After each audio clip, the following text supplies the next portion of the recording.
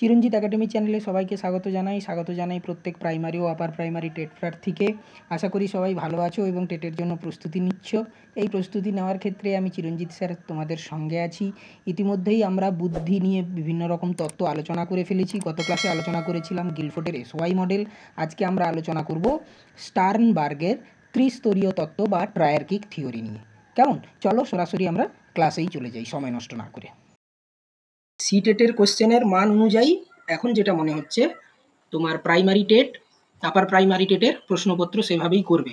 মানে গত 2023-এর ডিসেম্বরের প্রশ্নটা দেখেছি আমি, তার অভিজ্ঞতার উপর ভিত্তি করেই বলছি। আর একটা কথা তো বললাম যে কোনো ইনফরমেশান বেশ কোনো তথ্য নেই, মানে তথ্যমূলক কোনো নেই যে ডাইরেক্ট জিজ্ঞাসা করেছে কটা স্তর, কি বলেছেন, এইরকম এই ধরনের কোনো কিছু নেই, পুরো কনসেপচুয়াল। ঠিক আছে, অতএব প্রত্যেকটা তত্ত্বকে যেগুলো আছে সেগুলো ডিপলি বুঝতে হবে।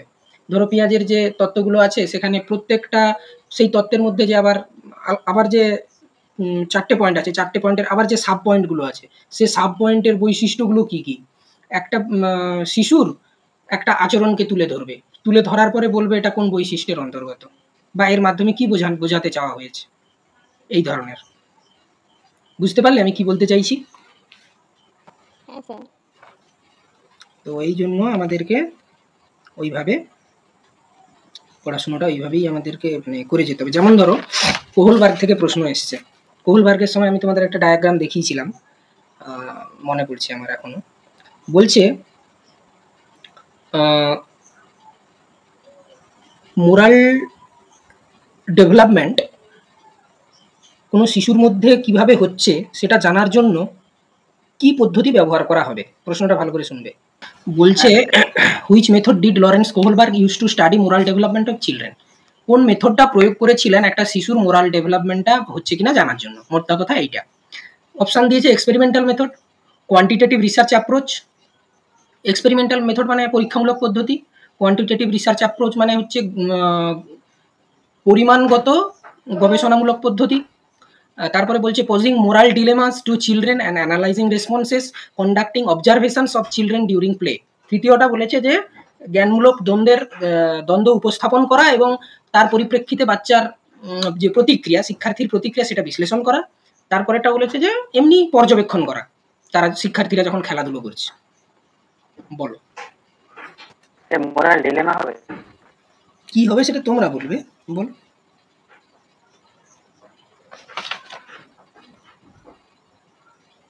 তিনটা মনে হচ্ছে, বাকিরা মোরাল ডিলেমাই তো মনে হচ্ছে। তাহলে দেখো এখানে কিন্তু কোনো ফ্যাকচুয়াল কোনো প্রশ্ন নেই, একবারে মানে করে দিয়েছে, মানে একবারে তোমার কতটা তোমার ডেপথ তৈরি হয়েছে সেটা জানার জন্য পুরো একবারে নিংড়ে প্রশ্ন দিয়েছে। বুঝতে পারলে তো? তাহলে সেইভাবে আমাদেরকে প্রিপারেশনটা নিতে হবে, সেটা বলার জন্যই আমি এটা শেয়ার করলাম। আরও একটা শেয়ার করছি, দেখো।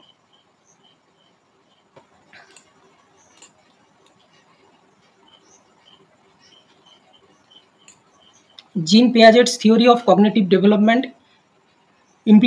implicates that পিয়াজের জ্ঞানমূলক যে বিকাশের তত্ত্ব সেটা মূলত কি ব্যাখ্যা করে বা কি ইমপ্লিকেট করে।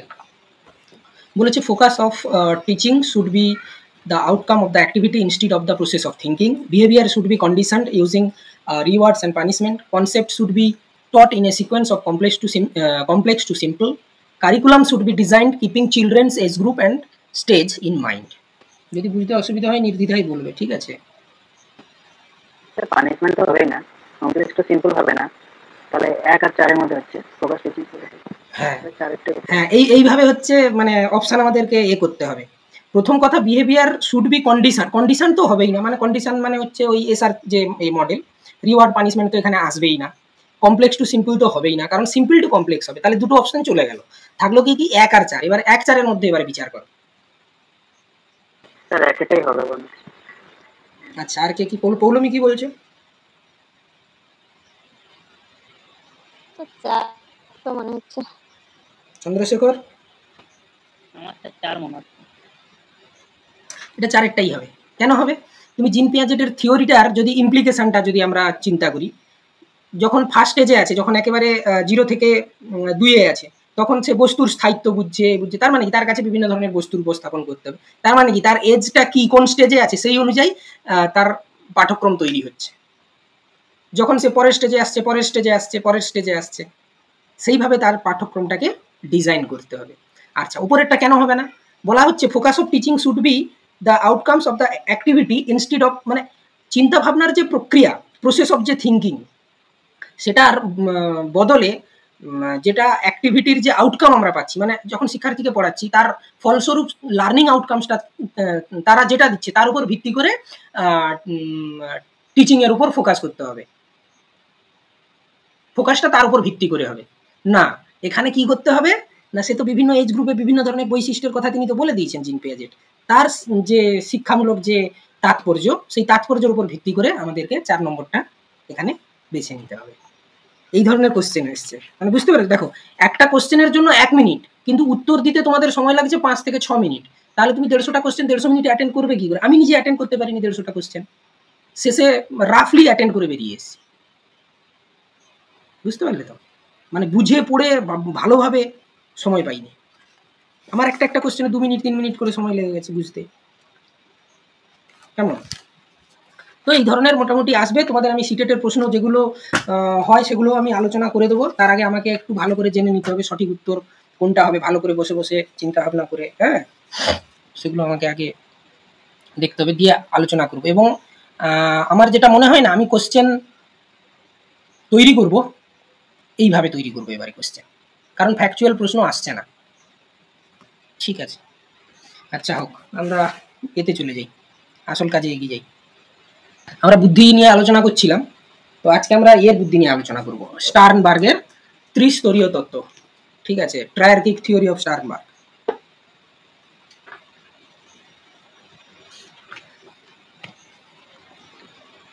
ট্রায়ার্কিক থিওরি অফ হিউম্যান ইন্টেলিজেন্স। কিছু কিছু ক্ষেত্রে না মাঝে মধ্যে অনেক সময় কি হয়, স্তম্ভ মেলাতে দিয়ে দেয়, লেফট সাইড সঙ্গে রাইট সাইড মেলানো। ঠিক আছে, তো সেইটার জন্য আমার মনে হয় একটু জেনে রাখা ভালো যে এই গ্রন্থে এই সম্পর্কে, কারণ বুদ্ধিটা তো একটা গুরুত্বপূর্ণ উপাদান। যেহেতু তিনি ট্রায়ার্কিক থিওরি অফ হিউম্যান ইন্টেলিজেন্স বলে একটা বই লিখেছেন, সেহেতু আমার মনে হয় এটা একটু জেনে রাখার প্রয়োজন আছে, তাই দিয়ে দিয়েছি। ঠিক আছে, স্টার্নবার্গের থিওরি, তিনি বলেছেন মূলত, তিনি যে বুদ্ধির তত্ত্বের কথা বলেছেন, মূলত সেটা 3টি ভিত্তি, মানে 3টে বেস নিয়ে গঠিত হয়েছে। ঠিক আছে, 3টি বেস কি কি না, একটা হচ্ছে বুদ্ধি ও ব্যক্তির অন্তর্জগৎ, সেখানে কি কি আছে আমাদেরকে একটু জানতে হবে। একে আছে মূল অধি উপাদান সমূহ। মূল অধি উপাদান মেটা কম্পোনেন্ট। মেটা কম্পোনেন্ট বলতে তিনি মূলত কি বলতে চেয়েছেন, যে কোনো একটা কাজ, যে কোনো কাজ একটা পরিচালনা করতে হবে সমস্যা সমাধানের জন্য, পরিচালনার মধ্য দিয়ে তবেই না আমরা সমাধানে পৌঁছতে পারবো। সেই পরিচালনা করার ক্ষেত্রে বা সেই কাজটা করার জন্য যে পরিকল্পনার প্রয়োজন হয়, ঠিক আছে, যে মানসিক উপাদানগুলির প্রয়োজন হয়, এগুলো কিন্তু আমাদেরকে অ্যাবস্ট্রাক্টভাবে মাথায় রাখতে হবে, কংক্রিটভাবে না। পরিকল্পনার কথা বলা হয়েছে মানে অ্যাবস্ট্রাক্ট, মানে আমার মাথার মধ্যে চিন্তন, তাহলে এটা আমাদের অ্যাবস্ট্রাক্টলি আমাদেরকে মনে রাখতে হবে। যে মূল অধি উপাদান বলতে কি বলতে চাওয়া হয়েছে না, স্টার্নবার্গ বলেছেন কোনো কাজ সম্পাদন করার জন্য সেটা পরিচালনার প্রয়োজন হয়, সেই পরিচালনা সঠিকভাবে করতে গেলে কিসের প্রয়োজন হয় না, পরিকল্পনার প্রয়োজন হয়। ঠিক আছে, এবং যে উপাদানগুলির প্রয়োজন হয়, যে মানসিক উপাদানগুলির প্রয়োজন হয়, সেগুলো কি হয় না উচ্চতর বৌদ্ধিক প্রক্রিয়াগুলিকে সম্পাদিত করে। মানে কোনো ধরো জটিল কোনো একটা সমস্যা সমাধানের কাজ চলছে, সেখানে ম্যাক্সিমাম যে উপাদানগুলোর প্রয়োজন সেই উপাদানগুলোকে বলা হয় অধি উপাদান বা মূল অধি উপাদান বা মেটা কম্পোনেন্ট। ঠিক আছে, এবার সেগুলো কি কি এবার একটু আমরা জেনে নিই যে তার মধ্যে কয়েকটা উপ উপাদান আছে। মানে সেই যে অধি উপাদান, আমি তো জেনে নিলাম যে এটা অধি উপাদান বলা হচ্ছে, সেই অধি উপাদানগুলো কোনগুলোকে আমরা জানবো। দেখো, প্রথমে কি না, কোনো সমস্যার যে সমস্যাটা শিক্ষার্থীর সামনে দেওয়া হচ্ছে সেটার অস্তিত্ব বুঝবে শিক্ষার্থী, এবং সে সম্পর্কে শিক্ষার্থী সচেতন হবে। এর জন্য যে উপাদানটার প্রয়োজন সেটা হচ্ছে সমস্যার অস্তিত্ব সম্পর্কে যদি আমরা বলি সচেতনতা। ঠিক আছে, সমস্যার অস্তিত্ব সম্পর্কে সচেতনতা।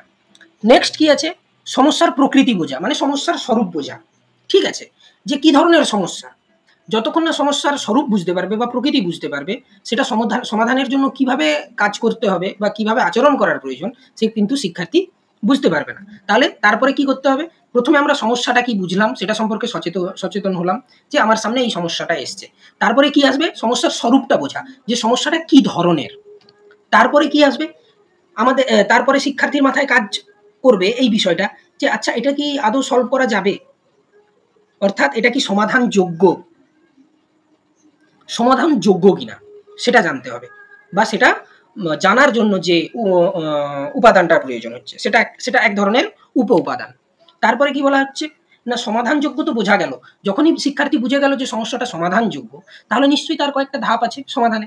তাহলে সেই ধাপটাকে সঠিকভাবে নির্বাচন করার জন্য যে উপাদান আছে সেটাও মূল অধি উপাদানের একটা উপ উপাদান। ঠিক আছে, তারপরে কি আসছে না, যে ধাপগুলো নির্বাচন করা হলো, এবারে বাস্তব কৌশল পরিকল্পনা তো মাথায় হয়ে গেল শিক্ষার্থী। এবারে সেটা আমাদেরকে তো শিক্ষার্থীকে তো কি করতে হবে? প্রয়োগ করতে হবে। তাহলে সেটা প্রয়োগ করতে গেলে বাস্তবে কি কৌশলটা অবলম্বন করা হবে সেটা সঠিকভাবে নির্বাচন করার জন্য যে উপাদানটার প্রয়োজন। দেখো, প্রত্যেকটা স্টেপে কিন্তু এক ধরনের আলাদা আলাদা মাত্রার একটা করে কাজ সম্পন্ন করছে। তাহলে সেখানে এই স্তরে কি করতে হবে না, এখানেও এক ধরনের উপাদান কাজ করবে যেটা সঠিক কৌশলটাকে নির্বাচন করবে। তারপরে কি হবে? সেই কৌশলটাকে এবারে বাস্তবায়িত করা হবে। এবারে সমস্যার সমাধানে শিক্ষার্থী পৌঁছে গেল না, সমস্যার সমাধান করার জন্য পৌঁছে গেল শিক্ষার্থী।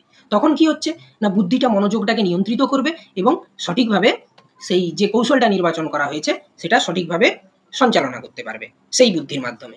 এবং তারপরে কি হবে না, সমস্যা সমাধান করার পর সেটা সঠিকভাবে সমাধান করা গেল কিনা তার মূল্যায়ন করা।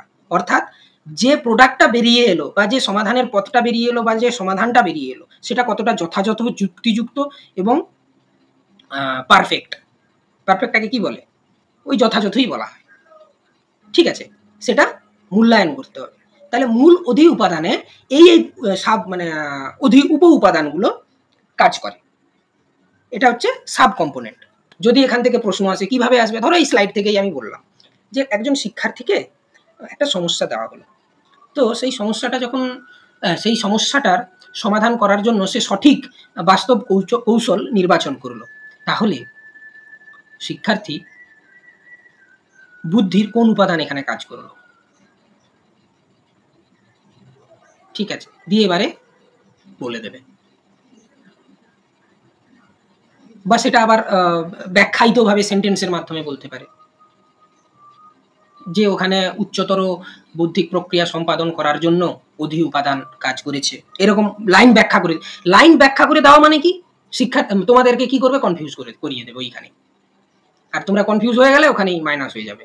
কনফিউজ হওয়া যাবে না, আমাকে মাথায় রাখতে হবে আচ্ছা এটা এখানের, যাই আসুক যতই ঘুরিয়ে পেঁচিয়ে দিক মাথায় রাখতে হবে অধি উপাদানের কাজটা কি না, উচ্চতর বৌদ্ধিক যে প্রক্রিয়াগুলো মানে হাই ইন্টেলিজেন্সের যে কাজগুলো সেগুলোকে সঠিকভাবে সঞ্চালনা করা বা পরিচালনা করা, বা সেটা সমস্যা সমাধানের জন্য সঠিক পরিকল্পনা করা। ঠিক আছে, এবং তার এই উপ উপাদানগুলো এইভাবে কাজ করে। বুঝতে পারলে এটা? আশা করি। এবারে বলা হচ্ছে এটা হচ্ছে উপাদানগত তত্ত্বরই প্রথমটা ছিল হচ্ছে অধি উপাদান, তারপরেরটা হচ্ছে কার্য সম্পাদনী উপাদান। কি? কার্য সম্পাদনী উপাদান। এখানে কি বলা হচ্ছে? Performance component. ওখানে তো কি বলছে, ওখানে অনেক রকম কৌশল অবলম্বন করা হলো। মেইনলি ওটা কি হলো না, পুরোটাই মানসিক নির্ভর হয়ে গেল আমরা যদি বলতে পারি, তাই না? সেটা নির্ভর হলো। এবারে এখানে চলে আসছে পারফরম্যান্সের ব্যাপারটা, অর্থাৎ শিক্ষার্থী যে পারফরম্যান্স করবে কোনো সমস্যা সমাধানের জন্য। ঠিক আছে, এখানেও কিন্তু মানসিক প্রক্রিয়া কাজ করবে কার্য সম্পাদনী উপাদানের মাধ্যমে। এখানেও মানসিক প্রক্রিয়া কাজ করবে, কারণ মানসিক প্রক্রিয়া যতক্ষণ না সচল থাকবে তত কাজ করবে কিভাবে? ধরো কোনো কিছু একটা বেঁধে নিয়ে যেতে হবে, কিভাবে গাঁট দিলে হবে সেটা তো আমার মাথার মধ্যে কাজ করাতে হবে, তবেই না কাজটা আমি করতে পারবো সঠিকভাবে। তো কার্য সম্পাদনী উপাদানটা হচ্ছে সেই বিষয়টা। এর মধ্যে কি কি আছে? এর যে মানসিক কাজগুলো আছে, উদ্দীপকের প্রকৃতিটাকে বোঝা, অর্থাৎ কি ধরনের কাজটা করতে হবে আমাকে, ভালো করে বুঝবে কি ধরনের, ঠিক আছে, সেটা বুঝতে হবে। তারপরে কি বুঝতে হবে না, উদ্দীপকের বিভিন্ন অংশের মধ্যে পারস্পরিক সম্পর্কটা বুঝতে হবে। অর্থাৎ যে কাজটা দেওয়া হয়েছে সেই কাজটার পেছনে যে উদ্দীপকটা কাজ করছে বা একাধিক উদ্দীপক কাজ করবে তার মধ্যে, তার সঠিকভাবে সম্পর্কটা বুঝতে হবে। তবে না তুমি করতে পারবে যে হ্যাঁ এটা এইভাবে সমাধান করা যেতে পারে। এরপরে ধরো একটা অঙ্কের ক্ষেত্রে এই সূত্রটা দেওয়া হলো, এই সূত্রের পরে আচ্ছা এই সূত্রটা তাহলে অ্যাপ্লাই করতে হবে। এখানে তোমার উদ্দীপক কি কাজ করছে, উদ্দীপক কাজ করছে তুমি একাধিক সূত্র জানো, সেগুলোকে পরস্পর লিঙ্ক করে সমাধানে আসতে হবে। যদি তোমার সূত্র না জানা থাকতো তুমি সমাধান করতে পারবে না। তারপরেরটা কি বলা হয়েছে, ও আচ্ছা, প্রথমেরটা উদ্দীপকের বিভিন্ন অংশের মধ্যে, আমি একটু ভুল বলে ফেলেছি, দ্বিতীয়টা মানে নজরে এলো, ওভারলুক হয়ে গেছে। উদ্দীপকের বিভিন্ন অংশের মধ্যে মানে যদি একটা উদ্দীপক হয় তাহলে সেখানে তার নিশ্চয়ই পাঠ পাঠ থাকবে, তার মধ্যে সম্পর্ক বোঝা। আরেকটা কি, তারপরেরটা হচ্ছে একাধিক উদ্দীপকের মধ্যে পারস্পরিক সম্পর্ক বুঝতে পারা। তার জন্য সেইটা বোঝার জন্য, সেই সম্পর্কটা বোঝার জন্য যে মানসিক উপাদানটা প্রয়োজন সেটা হচ্ছে কার্য সম্পাদনী উপাদানের অন্তর্গত। মানে দেখো, কার্য সম্পাদনী উপাদানের ক্ষেত্রে কিন্তু উদ্দীপকটা এখানে গুরুত্বপূর্ণ ভূমিকা নিচ্ছে, উদ্দীপকটা এখানে গুরুত্বপূর্ণ ভূমিকা নিচ্ছে। এবং উদ্দীপক হিসাবে আরো একটা বলা যেতে পারে কি না, পূর্বের কোনো সম্পর্ক বর্তমান কাজে ব্যবহার করা। ধরো তুমি একই ধরনের কোনো একটা সমস্যার সমাধান আগে তুমি করেছো, অঙ্কের ক্ষেত্রে আগে একটা সরল করা করেছো, সে তার মতোই আরেকটা সরল করা। যখনই তুমি সরল করাটা দেখলে তোমার ভেতরে কিন্তু একটা ইনফোর্সমেন্ট তৈরি হলো, আরে আমি তো এটা আগে করেছি, এটা এভাবে করতে হয়, সেটা তুমি বর্তমানে আবার কাজে লাগাবে। আচ্ছা তাহলে আমি এটা এভাবেই করে নেবো সহজে। বুঝতে পারলে, পূর্বের কোনো সম্পর্ক বর্তমান কাজে ব্যবহার করা, এটাও কিন্তু উদ্দীপকের কথাই বলছে। তাহলে কার্য সম্পাদনী উপাদানটা আমাদের মাথায় রাখতে হবে, এটা মূলত উদ্দীপকের উপরই ভিত্তি করে গড়ে উঠেছে। এবং তারপরে কি করতে হবে, সিদ্ধান্ত গ্রহণ করতে হবে। কিসের সিদ্ধান্ত গ্রহণ করতে হবে, সমস্যা সমাধান যখন করা হচ্ছে করা হবে কি ওয়েতে করব সেটা কাজ করবে, এবং সেটার পরিকল্পনাটা প্রয়োগ করতে হবে। সেই পরিকল্পনাটা কতখানি সার্থক সেটা বিচার করতে হবে, প্রয়োগের পরিকল্পনা করতে হবে, সেটা বিচার করতে হবে, দিয়ে প্রতিক্রিয়া করতে হবে, তবে গিয়ে সমস্যার সমাধানটা সঠিকভাবে হবে। এইখানে একটা গুরুত্বপূর্ণ কথা বলা হয়েছে যে এই কাজগুলি মূলত জি উপাদানের উপর নির্ভর করে। জি উপাদান মানে কি, আমরা কোথায় পড়ে এসেছিলাম, স্পিয়ারম্যানের দ্বি উপাদান তত্ত্বে, যেগুলোকে বলা হচ্ছে জেনারেল মেন্টাল এবিলিটি। এইটা কিন্তু লিঙ্ক করে দিয়ে দেবে স্পিয়ারম্যানের সঙ্গে স্টার্নবার্গের। যেমন এবারে সিটেটে একটা প্রশ্ন দিয়ে দিয়েছিল, সেটা তোমাদের আমি দিইনি কারণ তোমাদের ভাইগটস্কিটা সম্ভবত পড়ানো হয়নি যতদূর আমার মনে পড়ছে। বলেছে পেঁয়াজে এবং ভাইগটস্কি এনাদের দুজনের মধ্যে চিন্তা ভাবনার মিল কোথায়। একইভাবে এর সঙ্গেও লিঙ্ক করে দিয়ে দিতে পারে স্পিয়ারম্যানের সঙ্গে স্টার্নবার্গ। তাহলে জি উপাদানের কথাটা বলতে হবে, বা বলতে পারে যে কোন উপাদানের ক্ষেত্রে কার্য সম্পাদনী মানে এই যে পারফরমেন্স কম্পোনেন্ট, এই যে উপাদানটা, এই উপাদানটার ক্ষেত্রে যে জি উপাদানটা কাজ করছে, ঠিক আছে, এই জি উপাদানের যে কাজ করছে, এটা জি উপাদান তখন বলবে না, বলবে যে কোন মনস্তত্ত্ববিদের বুদ্ধির ধারণা এখানে অন্তর্ভুক্ত করা হয়েছে। তখন তোমাকে মাথায় রাখতে হবে যে এটা জি উপাদান, কার না, স্পিয়ারম্যানের দ্বি উপাদান তত্ত্বের জি উপাদানটা এখানে কাজ করে। নেক্সট কি, জ্ঞানার্জন ভিত্তিক উপাদান সমূহ। তাহলে এবারে কি হলো, প্রথমে চলে এলো, প্রথমে হয়েছিল কি অধি উপাদান আসছে, তারপরে আসছে কি পারফরমেন্স কম্পোনেন্ট আসছে, তারপরে চলে আসছে কি জ্ঞানার্জন, নলেজ অ্যাকুইজিশন বা নলেজ কম্পোনেন্টও আমরা বলতে পারি। এখানে কি বলা হচ্ছে, পুরনো ধারণাকে সংশ্লেষণ করে সৃজনাত্মক কৌশলে নতুন তথ্য নির্বাচন করা। তুমি আগে থেকে সমস্যার সমাধানের বিষয়টা জানো, তার ভিত্তিতে ধরো তোমার সামনে একটা কোনো কঠিন, শিক্ষার্থীর সামনে কোনো একটা তার থেকে একটু কঠিন, আমরা কাঠিন্যের নীতি জেনে এসেছি যে ধীরে ধীরে সরল থেকে কঠিনের দিকে আমাদেরকে সমস্যা দিয়ে যেতে হবে। তাহলে যখন একটা নতুন সমস্যা শিক্ষার্থী পাচ্ছে, তখন সেই আগের যে জ্ঞানটা বা পুরনো যে ধারণাটাকে সেটাকে সে মানে করছে, সংশ্লেষণ মানে চিন্তা ভাবনা করছে সেটার উপর ভিত্তি করে, দিয়ে নতুনটাকে কিভাবে নতুনভাবে সেটাকে সমস্যার সমাধান করা যাবে, সেই কৌশলটা নির্বাচন করার জন্য বুদ্ধির যে উপাদানটা কাজ করে সেটা হচ্ছে জ্ঞানার্জন ভিত্তিক উপাদান বা নলেজ কম্পোনেন্ট। নির্বাচিত নতুন তথ্যের সাংকেতিকরণ করা, সেটা এনকোড করা যাকে বলে এক কথায়। এনকোডটা কি, এনকোডের বিষয়টাও আবার আসছি, কারণ স্টার্নবার্গের থিওরিকে আবার ইনফরমেশন প্রসেসিং থিওরিও বলা হয়। কি থিওরি বলা হয়? Information processing theory. তার যে স্টেপগুলো আছে, প্রসেস ইনফরমেশন যখন করছে, ইনফরমেশন যখন প্রসেসিং করছে একজন শিক্ষার্থী বা একজন ব্যক্তি, তার কয়েকটা স্টেপ আছে কিভাবে করে, সেক্ষেত্রে এই এনকোডিং বিষয়টা আসবে, যেটাকে বলা হচ্ছে সাংকেতিকরণ। ঠিক আছে, নেক্সট কি, নতুন তথ্য নতুন ধারণাগুলোর মধ্যে সমন্বয় সাধন করা, অর্থাৎ যে ধারণাটা পাওয়া গেল, যে ধারণাটা পাওয়া গেছে বা যে তথ্যগুলো পাওয়া গেছে তার মধ্যে সমন্বয় সাধন করতে হবে। সেই সমন্বয় সাধন করার জন্য যে উপাদানটা কাজ করে সেটাকে বলা হয় জ্ঞানার্জন ভিত্তিক উপাদান। আরেকটা কি আছে, নতুন তথ্য ও পূর্বের সংরক্ষিত তথ্যগুলির মধ্যে তুলনামূলক বিচার করো। দেখো কোনো কোনো ক্ষেত্রে এরকম সিচুয়েশন আছে, আচ্ছা ওইটা তো আমি তখন সলভ করতে পারিনি, এখন সলভ করতে পারলাম, তাহলে দেখি তো পূর্বেরটার মধ্যে কোনো কিছু প্রবলেম আছে কিনা, তুলনা করে দেখা। আবার আচ্ছা ওটা তো এভাবে সলভ করেছি, এটা এইভাবে সলভ করলাম, তাহলে দুটোতেই সলভ করতে পারলাম, আচ্ছা তাহলে দুটোর মধ্যে কোথায় পার্থক্য আছে বা কোথায় মিল আছে একটু খুঁজে দেখা। এই যে কাজটা করবে যে উপাদানটা, সেটা হচ্ছে জ্ঞানার্জন ভিত্তি। তাহলে আমরা কি জানলাম না, প্রথমের যে প্রথমের ভিত্তিটা কি বলেছিলাম, উপাদানগত তত্ত্ব বা বুদ্ধি বা ব্যক্তির অন্তর্জগৎ, যেটা আমরা বলেছিলাম। ওখানে কটা জিনিস পাচ্ছি? তিনটে পাচ্ছি, উপ উপাদান তিনটে পাচ্ছি। সেটা কি কি? অধি উপাদান পেলাম, কর্মসম্পাদন ভিত্তিক উপাদান পেলাম এবং জ্ঞান ভিত্তিক উপাদান পেলাম। এবারে দ্বিতীয় ভিত্তিটা কি না, বুদ্ধি ও ব্যক্তির বহির্জগৎ। সেটা অন্তর্জগৎ জেনেছি, এটা ব্যক্তির বহির্জগৎ, বাইরের জগতে কি হচ্ছে। ঠিক আছে, দেখো প্রকৃত পরিবেশের সঙ্গে অভিযোজন, সমস্যা সে সমাধান ফেস করলো, সমস্যার সমাধান করলো, যদি অ্যাডজাস্টমেন্টের যে কোনো জিনিস আচরণগত, আমাদের জেনে এসেছি যে সমস্যার সমাধান মানে আচরণগত অনেক কিছু সমস্যা থাকবে, সে আচরণ হতে পারে অঙ্কের কোনো সলভ করা, কোনো ভূগোলের কোনো তথ্য বোঝা, বাংলার কোনো কবিতার অন্তর্নিহিত অর্থ বোঝা, যে সমস্যাই হোক না কেন, সেই সমস্যা যখন ব্যক্তির মধ্যে প্রসেসিং হবে ভেতরে তার চিন্তা জগতে, তার মতো করে আবার ব্যক্তি নিজেকে চেঞ্জ করে, এটাই তো সাধারণ নিয়ম। তাহলে প্রকৃত পরিবেশের সঙ্গে অভিযোজন করতে গেলে সেই জিনিসগুলো কাজে লাগবে। তিনি তাই এই দ্বিতীয় ভিত্তির কথা বলেছেন, এটা হচ্ছে ব্যক্তির বহির্জগৎ। পরিবেশটা কি?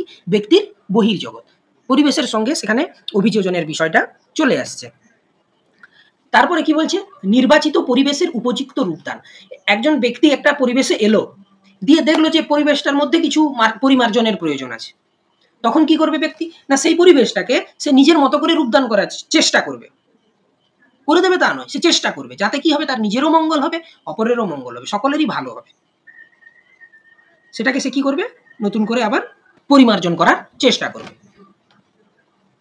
উপযুক্ত পরিবেশও নির্বাচন করতে পারবে, যে আচ্ছা এই পরিবেশে আমি কি অ্যাডজাস্ট করে থাকতে পারবো, বা এই পরিবেশে বসে কি আমি পড়াশোনা করতে পারবো, বা পাশের বাড়িতে জোরে জোরে অনুষ্ঠান, খুব জোরে মাইক বাজছে, কানে কেউ ডাকলেও শুনতে পাচ্ছি না, আর কান যেন ঝালাপালা করছে, পড়াশুনো করতে হচ্ছে, কিন্তু আমার পরীক্ষা আছে, পড়াশুনো করতে পারবো না, তাহলে আমাকে ওখান থেকে দূরে সরে চলে যেতে হবে। এটাও বুদ্ধি, এটাও বুদ্ধির উপাদান, তোমাকে বলে দেবে যে হ্যাঁ আমাকে আলাদা জায়গায় সরে চলে যেতে হবে। তারপরে কি বলছে, ৩ নম্বর ভিত্তি, বুদ্ধি ও অভিজ্ঞতা। সেটা কি বলেছে না, পরিবেশ সম্পর্কিত অভিজ্ঞতা ব্যক্তির তথ্য প্রক্রিয়াকরণের সহায়তা করে, ফলে ব্যক্তি নতুন কাজে, নতুন সমস্যা ও নতুন পরিস্থিতিতে যথাযথ আচরণ করতে পারে। বুঝতে পারলে? তাহলে এত কিছু যে ঘটনা ঘটে আসছে, এত কিছু যে উপাদান কাজ করে যাচ্ছে, সেই কাজের আলটিমেট ফলাফলটা কি পাচ্ছি আমরা না, ব্যক্তি যত কিছু, এই যে দেখো তথ্য প্রক্রিয়াকরণ, এই যে কথাটা বলা আছে, এই যেটা আমি বলছিলাম একটু আগে যে ইনফরমেশন প্রসেসিং, তথ্য প্রক্রিয়াকরণের যে প্রক্রিয়াটা, তার সেটা কি করে, তথ্য প্রক্রিয়াকরণে ব্যক্তিকে সহায়তা করে সেই উপাদানগুলো দিলে কি হচ্ছে, ব্যক্তি কোনো নতুন কাজ, নতুন সমস্যা বা নতুন পরিস্থিতিতে যথাযথ আচরণ করতে পারছে। নতুন কাজ পেয়েছে, সে কাজটা সম্পন্ন করবে মানে কি, নির্দিষ্ট আচরণ করবে কোনো না কিছু। নতুন সমস্যা পেয়েছে, সেটা সমাধান করবে, তার জন্য কোনো না কোনো আচরণ তাকে করতে হবে। আবার নতুন পরিস্থিতিতে এসছে, তাকে অ্যাডজাস্ট করতে হবে, বা পরিস্থিতিটাকে সময় এবং যুগের চাহিদা অনুযায়ী সামান্য পরিমার্জনের প্রয়োজন আছে, সেটাও তাকে করতে হবে। তাহলে আলটিমেট তাকে আচরণ করতে হচ্ছে, সেটা তার অভিজ্ঞতা লব্ধ, সেই পরিবেশ সম্পর্কিত যে অভিজ্ঞতাটা সেটা পাচ্ছে, সেটা তাকে ইনফরমেশন প্রসেসিং এ সহায়তা করছে। তাহলে সেই ইনফরমেশন প্রসেসিং এ যে সহায়তা করছে, সেই সহায়তাটা কিভাবে এবারে ব্যক্তির মধ্যে সেটা কিভাবে কাজ করে সেটা স্টার্নবার্গ কি করেছেন, আইডেন্টিফাই করেছেন, মানে শনাক্তকরণ করেছেন। সেটা কি সেটা একটু বলেই দিয়েছি যে এটা এ থেকে নেওয়া হয়েছে, তোমার এস কে মঙ্গল বলে একজন বই আছে, এটা তুমি এতেও পাবে বাংলাতে, ওই দেবাশিস পালের বইতেও তোমরা পেয়ে যাবে। ইনফরমেশন প্রসেস করছে কিভাবে, নিশ্চয়ই কয়েকটা তার জন্য স্টেপ আছে, সেই স্টেপ অনুযায়ী ধীরে ধীরে করছে। প্রথমে বলা হচ্ছে, প্রথম স্টেপ হচ্ছে এনকোডিং। এনকোডিং মানে কি না, প্রথমেই দেখো টার্মটা ব্যবহার করা হচ্ছে identifying the relevant available information in the mind. যে সকল আগে থেকে পূর্ব অভিজ্ঞতা শিক্ষার্থীর মধ্যে আছে বা ব্যক্তির মধ্যে আছে, ঠিক তার মধ্য থেকে আমার এই মুহূর্তে আমি যে সমস্যাটা ফেস করছি সেটা সমাধান করার জন্য কোনটা প্রয়োজন সেটাকে আইডেন্টিফাই করা। অনেক পরিস্থিতির আমি সম্মুখীন হয়েছি পূর্বে, আমি জানি এই সমস্যাটা এইভাবে সমাধান করতে হবে, এই পরিস্থিতিতে আমাকে এইভাবে আচরণ করতে হবে, কিন্তু এই মুহূর্তে যেটা পেয়েছি তখন মাথার মধ্যে একাধিক চলে এলো ইনফরমেশন, তার মধ্যে থেকে আমাদেরকে আইডেন্টিফাই করে নিতে হবে যে আচ্ছা এই সমস্যার সমাধানের জন্য আমি এই আচরণটা করব, এই সমস্যা সমাধানের জন্য এই পদ্ধতিটা আমি অবলম্বন করব। এই প্রসেসটাকে বলা হয় এনকোডিং।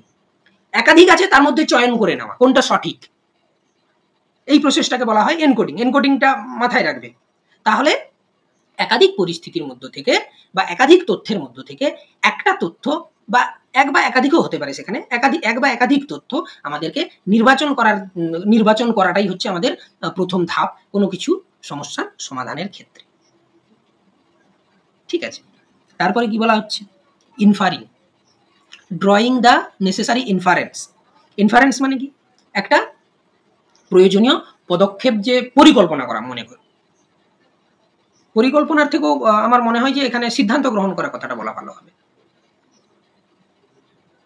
ইনফার করা মানে অরিজিনালি অনুমান করা বলে, কিন্তু এখানে কি, এখানে বলতে পারি আমরা সিদ্ধান্ত গ্রহণ করতে হবে একটা সঠিক, যে কোনটা উপযুক্ত, কোন তথ্যটা উপযুক্ত, কোন পদ্ধতিটা উপযুক্ত। তারপরে কি করতে হবে, তৃতীয়টা হচ্ছে ম্যাপিং। এই টার্মগুলো তোমরা প্রত্যেকেই পরিচিত। ম্যাপিং মানে কি, ম্যাপিংটা হচ্ছে যে পূর্বের একটা যে সিচুয়েশনটা ছিল এবং বর্তমানের যে সিচুয়েশনটা আছে তার মধ্যে সম্পর্কটাকে স্থাপন করতে হবে। কিভাবে, মানে সম্পর্কটা কোথায় সেটা খুঁজে বের করতে হবে।